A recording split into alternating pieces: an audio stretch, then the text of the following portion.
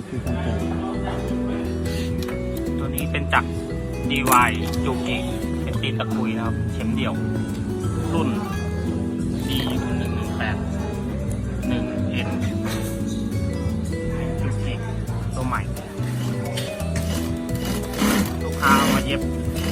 หมดโซฟาเฟอร์นิเจอร์